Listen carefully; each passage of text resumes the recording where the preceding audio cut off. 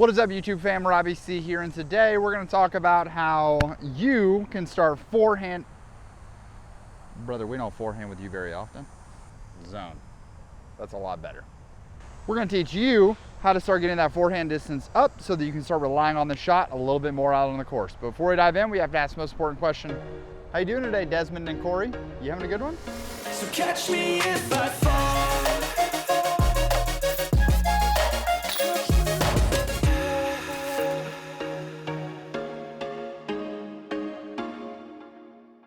Now, Frisbee clubbers, as the shirt would suggest, one of the best ways that you're gonna start trying to become better at the forehand is step one, just be an athlete. Like, it's not that hard. In all honesty, one of the co-founders of the Cinema Club, AKA the creator of the Frisbee Club, Broderick, this man makes throwing forehands look easier than putting, cheese on bread. So on the channel, we did a video with my friend Abby teaching her the basics of a forehand. And we had the chair drill, we had talking about hyzers and throwing those hyzers. But I think for some of you, you want to have that forehand added to your game more often so that you can rely on it so that you're not having to throw certain shots. In fact, I was having this discussion with one of the moderators in the Birdie fam, and he played a MVP circuit challenge, and in that challenge they had uplinks in the package. And he was just talking about how he wishes there were times that he could have thrown a simple chip forehand with something overstable, because moving up inside that pack you had the uplink as well as a lighter weight trace. And when you have 150 to 200 feet, sometimes it's just easier to throw that reliable, overstable forehand versus having to sort of work or make a touchy backhand turnover, which is what largely inspired today's topic of how to get that forehand distance. And when I was trying to pick the distance for this, I first went to 300 feet. Can you throw a 300-foot forehand? And if you can't throw a 300-foot forehand, these are the things probably holding you back from that. But the more that I thought about it, the more I realized a 300-foot forehand is far. Because I think what the internet wants you to believe is if you can't throw a 300-foot backhand, well, then you don't throw far at all. Whereas I want to make the argument that for lots of people, that 300-foot backhand distance is as far as lots of people are ever going to throw, because to push past 300 feet, you either have to have insane natural athleticism or you have to make some form mechanics start working for you, which lots of people are just never going to approach or try to overcome inside of disc golf.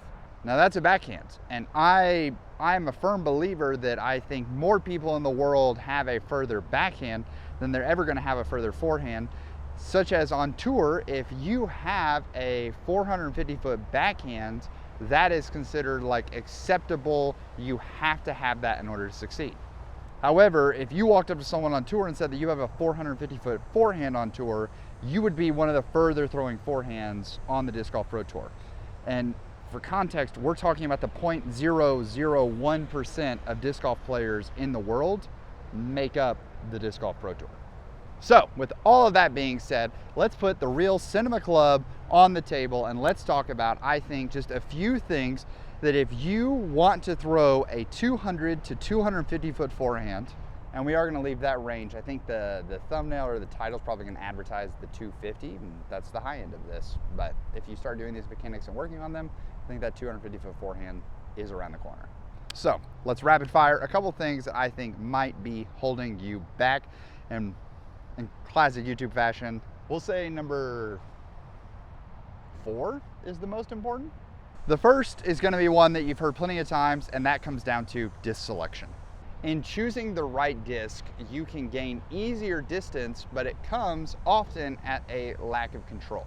For instance, understable discs are designed to resist the natural flight that you put them on, which is how they get more distance, right? An understable disc thrown on a backhand for a right-handed player is spinning in a way that makes it want to go left, but the actual disc wants to go right. This internal battle creates more distance. And the same is true for forehands.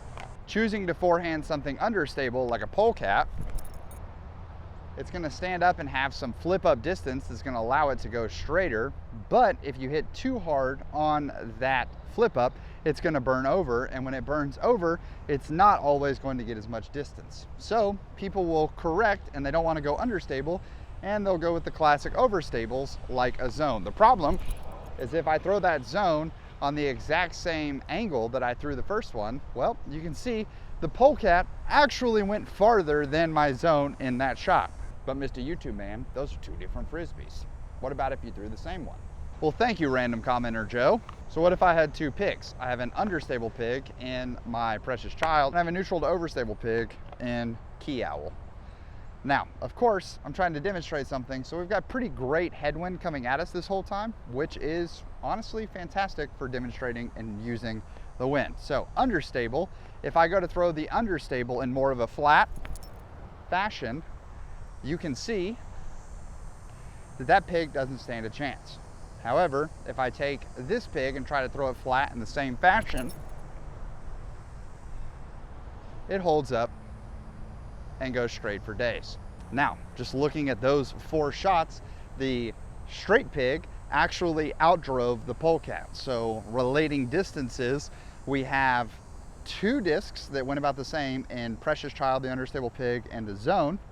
And I would say that the issue in why they didn't go as far was because in disc selection, the discs, I'll kind of add in a caveat and not an entirely different point, in that the angle selection also matters when choosing your disc.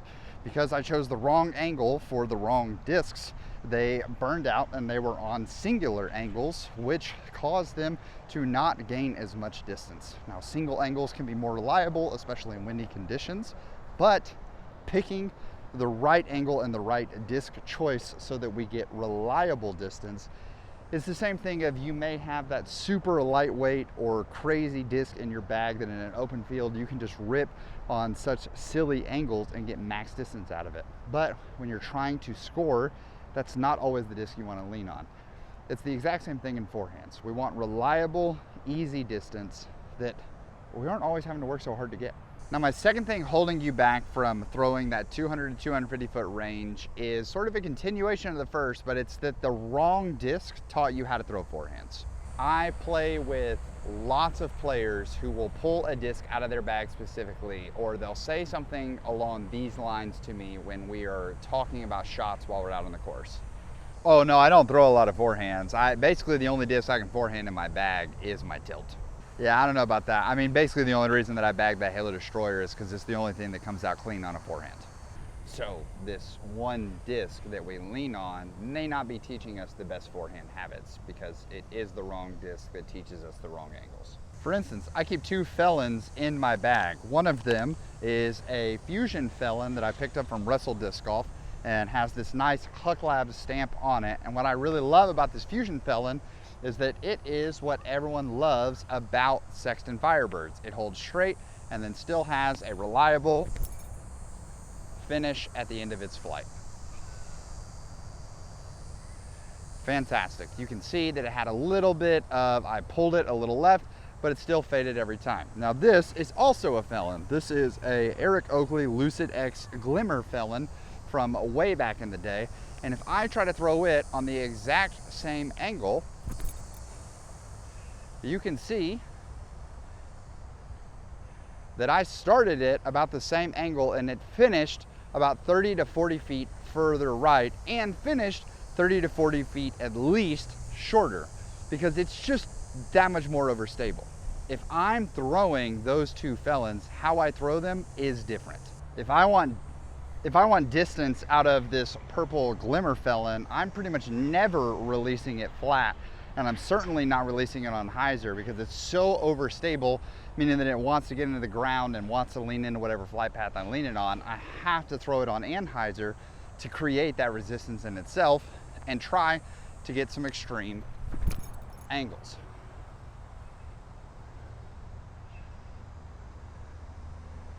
Now, if I try to match that same exact angle with other discs that I'm used to forehanding, then often we're just going to end up in the same problem that we have with the pig, where it's the wrong disc for the wrong angle. And if I only lean on that one disc, it's going to create some problems. So the solution is if you are one of those people who only forehands one disc, because that's what you get reliably out of it, then often it can scare us into ever wanting to try something else.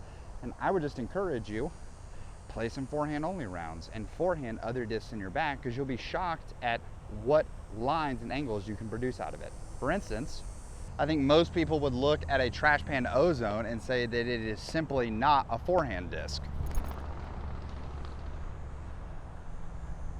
Whereas the ability to get that easy, smooth flip up forehand all the way out to 350 feet is pretty sneaky. However, I have these two cigaras in the bag, the stock Z and then the best friend cigara that they dropped from Ledgestone. And I'll be honest, I've not really forehanded either of these discs before. So I don't know what options they have available to me. So the best thing that I can do is simply get out there and throw some on a forehand. So there, I try to throw that one flat, and I can see that if I put it on a little more hyzer, it would probably be a money easy flip up distance disc that's even more reliable in more wind conditions than that ozone is. But I've heard that these best friend cigaras are a little more overstable. And you can see I put that on way more anhyzer, but it actually, even though it finished left, it was fighting out and it finished flat. The more that I experiment and test these things, because I'm not just locking myself into I only throw one disc on a forehand for this one shot, you're gonna find out that this bag of tools you're carrying around the course are actually even more useful than you imagined. Now, I love giving a first two tips that require basically no form change for you guys whatsoever, because I think that it's all about those are two quick tips that you can take to the course immediately, and hopefully you have a takeaway to just start improving your game pretty fast. But I want our last three to be form focused so that you can sort of practice and work on these over time. And I think number three is that people are using way too much arm, not enough wrist. For most people, what they're doing is they're locking this wrist out, and they're trying to make sure that this wrist stays as tight as possible and it's firm so that I can come through and I can just throw the shot. I can throw this arm all the way through it. And we're not getting the firing of the wrist, which really creates most of the snap and the hit coming off of the forehand throw. And so because of that, we're coming through with this fixed wrist and a really firm arm trying to jam through and hit the disc as hard as possible. And this is going to create a couple of different problems. One, it's going to create a ton of wobble. Two, it's going to create a low amount of spin that is already hard to generate high amounts of spin on a forehand anyways, but we'll talk about that in point 4. And 5, it's just like a lot of effort to come through and fire that way, putting even more strain on joints that don't need to be having that much strain. When people throw elite big backhand distances, one of the things that shocks me the most about watching them throw is it looks very slow until it isn't on the backhand throw. The forehand throw, when you see people just like trying to throw so hard and it doesn't go very far, and then you watch some of the best forehand players in the world, like a Sullivan Tipton, who are throwing 500-foot forehands, and they look just very much like, and they're just whipping through. There's not a lot of big, huge arm motion because they understand the importance of the wrist. So as you're coming through, this is why one of my favorite drills is the chair drill, where you simply sit down in a chair and you're gonna put your elbow on the chair, and then you're gonna load the wrist by cocking the wrist backwards like so, and you're just simply going to fire it forward. This is going to create some easy distance. That went about 30 feet without even blinking, and it was just the wrist firing through. The more you get comfortable with the wrist loaded and firing, the more you're gonna be able to start then adding just a little bit of arm. I'm not saying the arm is unimportant, and I'm not saying that you should never use the arm. The arm is certainly the barrel that's coming through, but the gunpowder of the shot is the wrist firing through. So when you're throwing your forehand, are you actively thinking about swinging your arm through to that point? Or are you thinking about loading the wrist, coming to the point, and then letting the wrist fire through at that point? You can see that the arm is involved in getting to the delivery point for both, but what's happening when we get there? For most people, if you go too solid of that locked wrist, I do think that it's just going to create a host of problems for you in the future, because how much easier is it to fire from here to here or how much power do I have coming all the way through? Of course, the caveat, we want to make sure that when we're firing the wrist that we're not firing and rolling over. This is when I was struggling at the Creators Cup. It was certainly something that I was dealing with, is that I was over rotating too early in the shot. So I was firing the wrist, but as I was firing the wrist, I was coming through and immediately turning the hand over, not waiting to deliver and let the disc get out before I rolled over. And this created a lot of turnover angles. So we want to make sure the wrist is actively involved, but if you find that you're burning over a lot of shots, it's firing the wrist through and maintaining that position rather than firing up and over, firing through. Does that make sense? Through, up and over. Now, speaking of firing through, I want to talk about today's sponsor, Vessi, where water doesn't get through your shoes. Can we talk about two of the greatest feelings in disc golf? The first and most obvious being when you get to put on your shoes, go out and play a round of disc golf. But when you do get to go out, there's nothing quite like the feeling of hitting an ace. Now, if you're like me, it may have taken you, I don't know, 8 years to get your first ace. But the mistake? I wasn't wearing Vessis for those first 8 years. Vessi is actually doing a competition through the month of August where every single week they are selecting a winner who gets an ace on camera. Step 1, record yourself getting an ace. Just simply be on the tee and throw into the basket. Whether it was your first throw in a sanctioned round or you sat there with a box of discs for 7 hours and you recorded a sick ace. One shot, tee to basket. Post it to any short form out there, Instagram, TikTok, YouTube Shorts. Make sure you tag Vessi and use hashtag VessiAce, and a winner will be selected every single Friday. So you're watching this, slap on your Vessis, go out, grab that ace today. Make sure you head over to Vessi.com/Robbie. There will be a link in the description, or you can use the QR code on the screen. Thanks to Vessi for believing in what we're doing. Let's go ahead and get back to the video.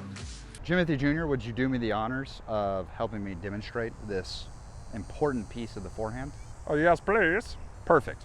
I think the number 4 reason that people don't seem to have a lot of distance on their forehand is they're not thinking about how the disc should be rotating off of their finger while they're throwing it.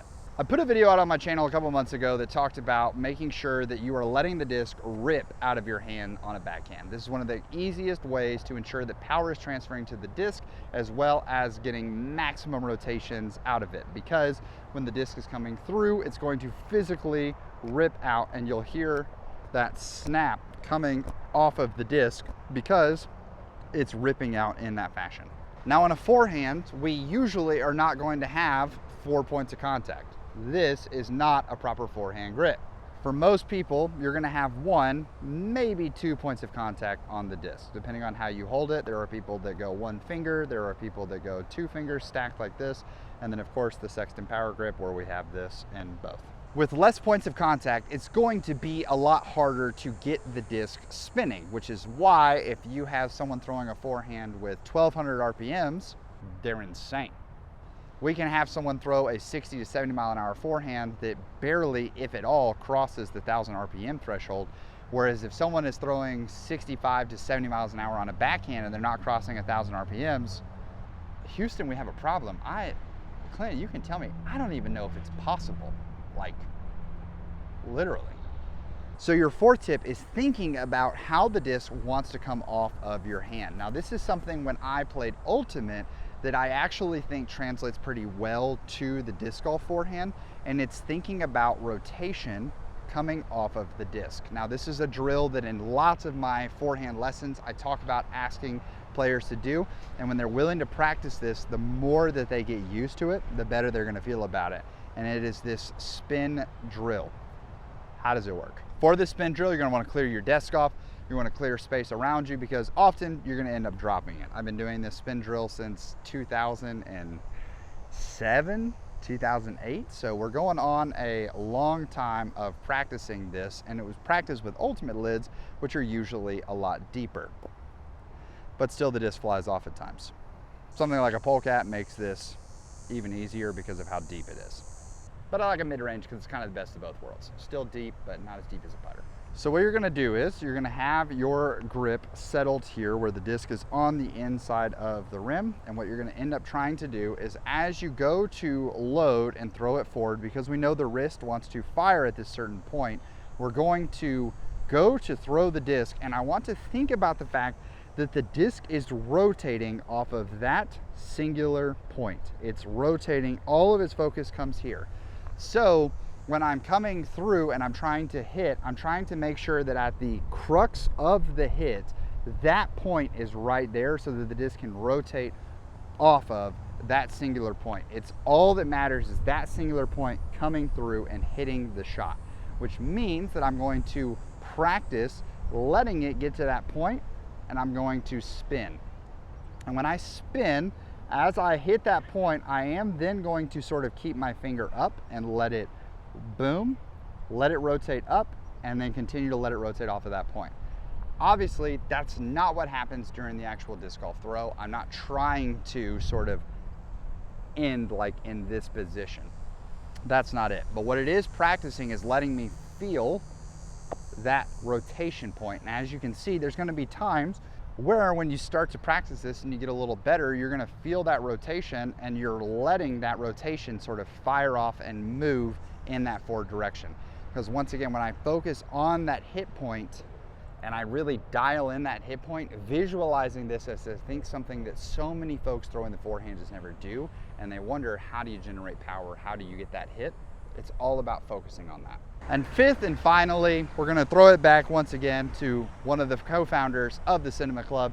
And honestly, you see it in both of the Cinema Club members because they both have a really good forehand. I know currently Silas isn't throwing a ton of forehands, especially off the tee, because he's just like, hey, I just don't want to put the wear and tear on my elbow and all of that. But I know Broad talked about like he has sort of changed and relaxed things, and that has allowed him to throw a lot of pain-free forehands.